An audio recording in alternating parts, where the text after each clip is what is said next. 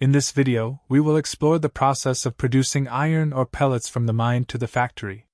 Stay with us to see how valuable minerals are transformed into a useful product.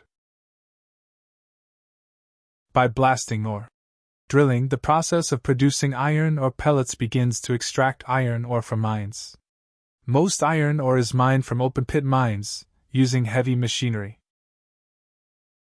After iron ore is extracted, it is transported to processing plants. This step is usually transported to the factory either by trucks or rail transport. At the plant, the material enters crushing units, where large rocks are broken into smaller pieces for further processing. Next comes grinding, where the ore becomes fine powder. Then, valuable minerals are separated from impurities using magnetic separation and flotation methods. The goal is to increase the iron content.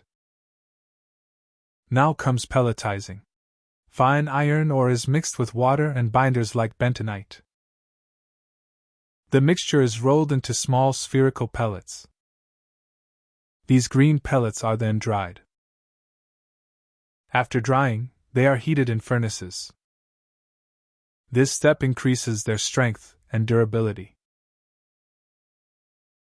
This process is called induration, during which the pellets are hardened and ready for use in blast furnaces and electric arc furnaces.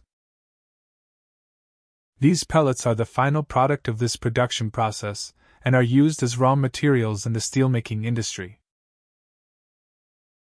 The final pellets are now ready for use. They are transported to steel plants. There, they are used as a key raw material. Pellets help improve efficiency in steelmaking.